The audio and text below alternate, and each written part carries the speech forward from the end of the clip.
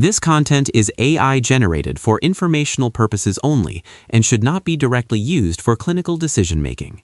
Hello, and welcome back to the Neurosurgery Hub podcast. I'm Dr. Aris, a senior attending in neurosurgery. And I'm Dr. Alara, a research fellow. Today, we're looking at a fascinating new study from the Journal of Neuro-Oncology, published in 2026, titled Loss of Pituitary Hormone Function After Stereotactic Radiosurgery for Pituitary Adenomas, Mechanisms and Management. It's a comprehensive review by Christina Abi-Faraj and Ian McCutcheon from MD Anderson. It's a timely topic, Alara. Pituitary adenomas, or pit nets, as we are increasingly calling them, make up about 10% of all intracranial tumors. While our primary goal is often surgical resection to achieve decompression and hormonal normalization, we know that complete resection isn't always possible, especially when the tumor invades the cavernous sinus or the sellar dura. Exactly. The paper points out that without adjuvant treatment, progression of a known residual tumor occurs in roughly 50% of cases within 10 years. This is where stereotactic radiosurgery, or SRS, has really carved out its role over the last 3 decades. It's used as adjuvant therapy for residuals, salvage for regrowth, or even primary treatment for patients who have high surgical morbidities. But SRS isn't a free lunch. While it's excellent for tumor growth control, the endocrine outcomes are more complex. The paper highlights a significant discrepancy between halting tumor growth and achieving biochemical remission. That's a key point for our residents to grasp. Tumor shrinkage doesn't necessarily correlate with hormonal remission. In fact, the study notes that in hypersecretory states like acromegaly or Cushing's disease, hormone normalization can be delayed by years compared to the relatively immediate results we see with surgical resection. And then there's the most common complication of SRS.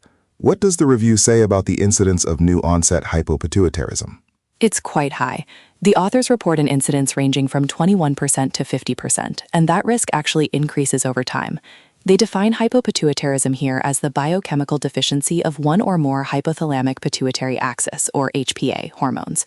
It stems from radiation-induced damage to the pituitary gland itself, the infundibulum, or the hypothalamus. That's a broad range, but it underscores why long-term follow-up is non-negotiable. Let's dive into the mechanisms. When we're planning these cases in the GammaKyph or CyberKyph suite, we're often debating the radiosensitivity of the different axes. Does the paper offer clarity on which axis goes first? It's actually quite controversial. Traditionally, many of us were taught a specific hierarchy of vulnerability. Some series in this review identify the somatropic axis, growth hormone, as the most vulnerable, followed by the gonadotropic, corticotropic, and finally the thyrotropic axis. However, the authors mention that larger multicentric cohorts have reported thyrotropin and cortisol deficiencies as being more prevalent in some cases. It seems the classic order of loss isn't as universal as we once thought. That's an important nuance. If the thyrotropic and corticotropic axes are more vulnerable than previously suspected, our post-SRS screening protocols need to be incredibly rigorous. A missed cortisol deficiency is a potentially life-threatening oversight. Absolutely.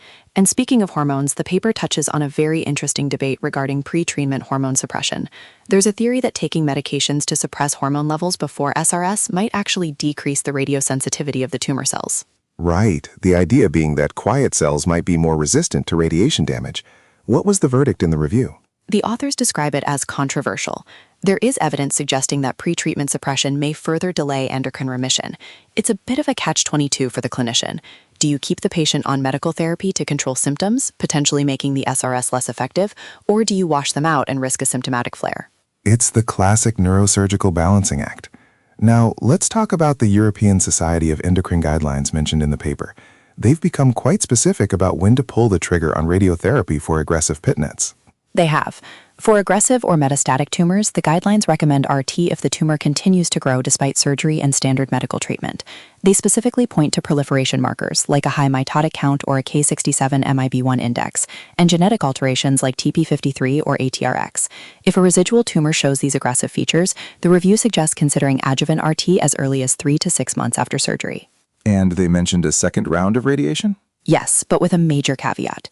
If a tumor progresses rapidly after a first course, a second round can be considered, but it requires a very careful evaluation of the cumulative dose to the optic chiasm, the brainstem, and the temporal lobes to avoid radiation necrosis or cranial neuropathies. Let's get into the technical side. As we try to minimize these endocrinopathies, the paper mentions some advances in imaging and planning. What stood out to you? The shift toward volumetric and automated segmentation imaging. By using more precise mapping, we can better target the tumor while reducing unintended radiation exposure to the adjacent healthy structures. They also mention strategies like pituitary transposition and optimized dose protocols as ways to mitigate the risk. Pituitary transposition is a fascinating concept, physically moving the gland away from the target, though it's certainly not standard in every center. The focus on dose modulation is probably more practical for the average resident to learn. We have to be disciplined about the drop-off of the radiation dose. The authors really emphasize that individualized treatment planning is the future. It's not just about hitting the tumor, it's about the specific anatomy of that patient's cella and their baseline hormonal status. It's also worth noting the other complications they listed. While hypopituitarism is the most common, we can't forget optic neuropathy, vascular injury, or even the development of secondary tumors. These are the risks we're asking patients to accept when they sign the consent form. And the lag time we mentioned earlier is so critical for patient counseling. If a patient with acromegaly expects their IGF-1 to normalize a month after SRS, they're going to be disappointed. The paper is very clear. This is a game of years, not months. For the residents listening, how would you summarize the management strategy based on this paper? I think the takeaway is threefold. First, SRS is highly effective for growth control but less predictable for endocrine cure. Second, hypopituitarism is a when, not an if, for many patients, requiring lifelong biochemical surveillance. And third, we need to utilize the latest in automated segmentation and dose modulation to protect the remaining healthy pituitary tissue. Excellent summary. It's a reminder that while the surgery part of radiosurgery is bloodless, the biological impact is profound and long-lasting. We aren't just treating a mass, we're managing a complex endocrine organ system. Exactly. The review concludes by calling for more research to clarify those predictors of hypopituitarism. We still don't have a perfect formula to tell us exactly who will lose which axis and when. Well, that's why we have research fellows like you, Alara. Working on it, Dr. Aris. This has been a great dive into the 2026 Abi Faraj and McCutcheon paper. To our listeners, remember that individualized dose planning and long-term vigilance are your best tools when using SRS for pituitary adenomas.